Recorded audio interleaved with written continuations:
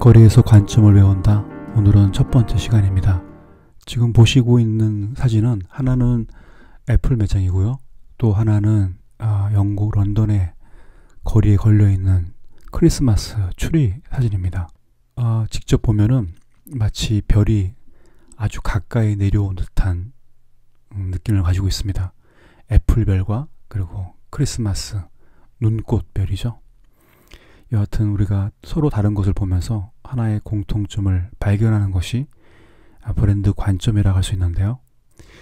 지금 보시는 빨간 선물 상자와 빨간 의자가 있는 이 매장, 만약에 이 매장에 이름이 없다면 사람들이 뭐라고 부를까요? 빨간 상자 매장 혹은 빨간 의자 매장? 지금 보시는 사진은 정말 빨간 문 매장입니다. 빨간 대문 매장은 어떤 브랜드 매장일까요? 아마 독자가 이미 이 빨간 대문 매장을 알고 있다면 사진을 보는 순간에 브랜드 이름을 떠올렸을 것입니다. 하지만 이 매장을 처음 본 사람에게는 단지 빨간 문 매장일 뿐이죠. 먼저 보았던 빨간 선물 상자와 빨간 의자가 있는 매장과 큰 차이점은 없습니다. 좀 세련되고 멋있어 보이고 깔끔한 그런 것은 있죠. 그 매장, 이 두 매장의 공통점은 빨간색이죠. 더 자세히 본다면 이 두 개의 매장은 어디서나 볼 수 있는 문, 의자, 그리고 선물 상자처럼 흔한 것을 자신의 브랜드 심볼로 사용하고 있습니다.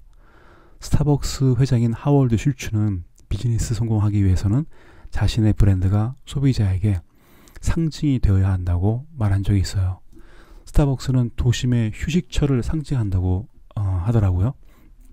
지금 보고 있는 아주 평범한 빨간 문, 빨간 의자, 그리고 빨간 선물 상자와 이런 것이 브랜드가 되었다면 무엇을 의미할까요? 이렇게 평범한 것을 비범하게 사용하기 위해서는 과연 어떤 지식이 필요할까? 물론 브랜드 지식을 말하는 건데요. 일단 문부터 보겠습니다. 매장의 문은 브랜드의 가치와 시장에서의 브랜드 위치를 설명하는 상징적인 권위로 많이 사용하고 있습니다. 그래서 매장마다 문에 관한 독특한 인테리어와 브랜드 심볼과 아이디어를 삽입하죠. 이렇게 한번 몇 개의 매장들을 살펴보도록 하겠습니다. 네. 브랜드는 자신의 아이덴티티를 문을 통해서 보여주고 있어요. 그래서 브랜드는 이런 문을 통해 들어오는 사람들의 아이덴티티에서 결정됩니다. 브랜드의 매장의 문은 일종의 필터와 같은 역할을 하죠. 위에 사진의 문을 보고 누가 들어갈 수 있을까? 이 문을 열고 들어갈 만한 사람은 누구일까? 이 문은 자기에게 들어올 수 있는 사람을 주도적으로 선택하는 것 같지 않습니까? 그렇다면 빨간 문에는 브랜드를 만드는 어떤 특별함이 있을까요? 이거는 캠퍼라는 신발 브랜드고요. 이거는 런던에서 흔히 볼 수 있는 빨간 문들입니다. 매장에서 빨간색과 빨간 문을 사용하는 것은 특별한 것은 아니죠. 그저 눈에 잘 띄기 위해서 사용하는 일반적인 방법입니다. 그렇다면 문의 형태를 한번 다시 볼까요? 이 매장 문의 스타일이 과연 특별할까? 지금 보시는 것도 다 똑같지 않습니까? 오히려 지금 보시는 게 더 좀 특별하고 튀어 보이죠. 지금 독자가 보았던 빨간 문, 빨간 의자, 빨간 선물 상자는 무엇을 의미할까? 독자는 평범한 것을 특별한 것으로 만드는 브랜드의 실체를 목격한 것입니다.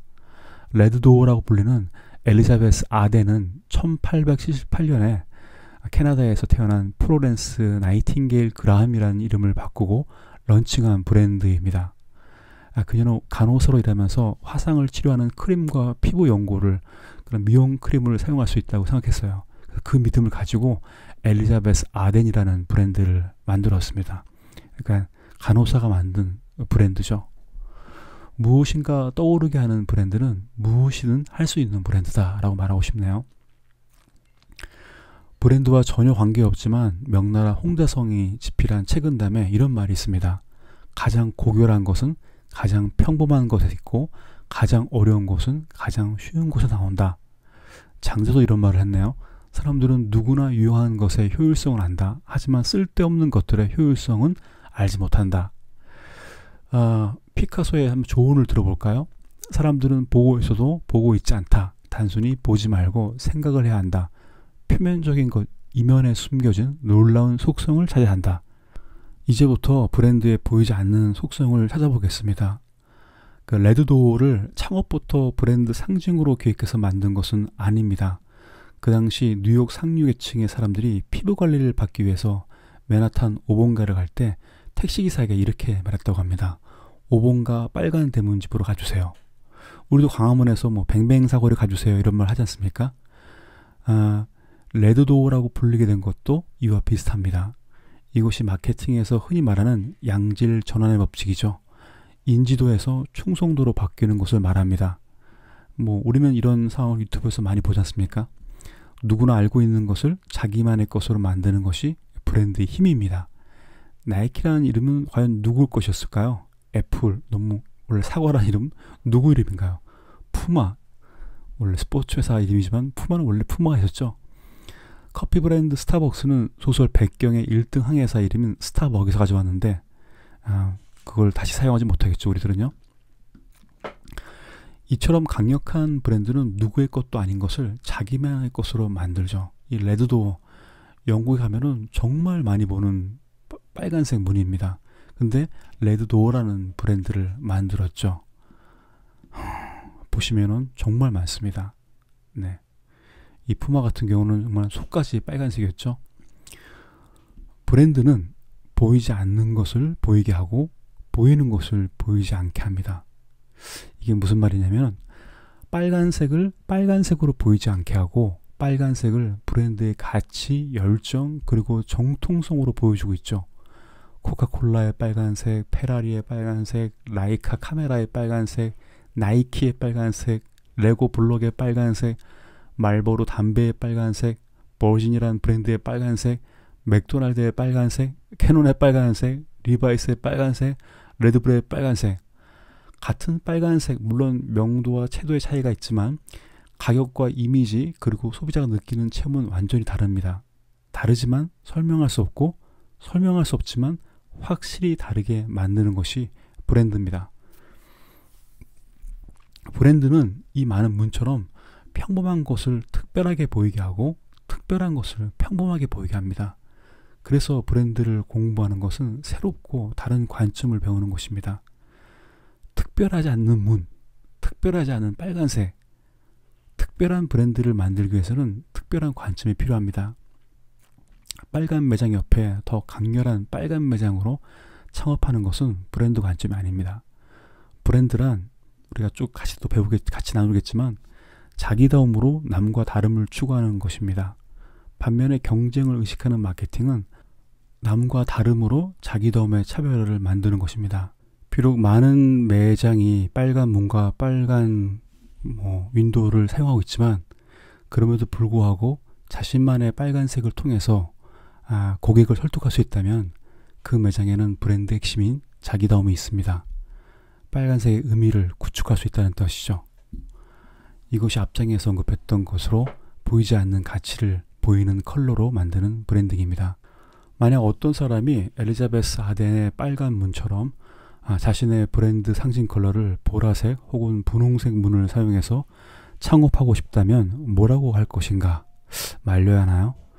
이런 것은 나이키 말고 너이키, 푸마가 아니라 파마, 애플이 아닌 파인애플이라고 부르는 일종의 코미디 패러디죠. 왜 빨간색이 아니라 분홍색과 보라색인지를 설득하고 설파할 수 있다면 그것은 브랜드입니다. 다시 또 보네요. 빨간 선물 상자와 의자, 매장 옆에 이런 매장이 들어서면 어떻게 할까요? 완전 노란색. 과연 이 매장도 레드도어와 같은 브랜드가 될 수 있을까? 브랜드는 무엇을 어떻게 얼마나 지속해서 추구하에 따라서 완성됩니다. 빨간 선물 상자와 빨간 의자도 엘리자베스 아덴과 같은 브랜드가 될 수 있다고 충분히 가능성이 있다고 생각합니다. 그러나 엘리자베스 아덴은 레드도어를 100년 동안 유지하고 있는 브랜드라는 사실을 잊지 말아야 합니다. 우리가 알고 있는 브랜드의 상징들은 수십 년이 흘러가는 시간 속에서 만들어진 결정체죠. 그렇다고 창업하는 사람에게 수십 년이 되어서야 자신의 브랜드가 될 수 있으니 브랜드를 포기하라는 것은 아닙니다. 오히려 그 반대입니다. 브랜드는 이처럼 오랜 시간에 걸쳐 만들어지기 때문에 조급하지 않되 자신이 무엇을 얻게 되고 얻어야 하는지를 알아야 합니다. 그렇다고 문을 절대로 사용하지 못하는 것은 아닙니다. 브랜드 관점의 상상력은 평범한 빨간 문을 특별한 빨간 문으로 막 바꾸는 것으로 끝나지 않죠. 백화점 안에 있는 이 매장은 오직 문만 있습니다. 하지만 뭔가 느껴지지 않나요? 예, 옆에는 유리가 아니에요. 그냥 문만 하나 딱 있는 겁니다. 벽이 없는 공간에 문이 있는 것은 자기담을 구축할 수 있는 특별한 브랜드 상상이죠. 이것이 바로 브랜드 창업에 필요한 창발성이라고 합니다. 벽에 문이 있고 쇼윈도에 문이 있다. 이것이 브랜드답게 하는 문의 아이디어입니다. 우산은 평범한 물건입니다. 우산을 가지고 브랜드의 컨셉을 어떻게 표현할 수 있을까? 우산을 가지고 어떤 상징을 만들어낼 수 있을까? 한번 몇 가지를 보겠습니다. 이렇게 다양하게 보여줄 수 있습니다. 많은 우산을 사용할 수도 있지만 이렇게 하나의 우산만으로도 많은 이야기를 할 수 있습니다.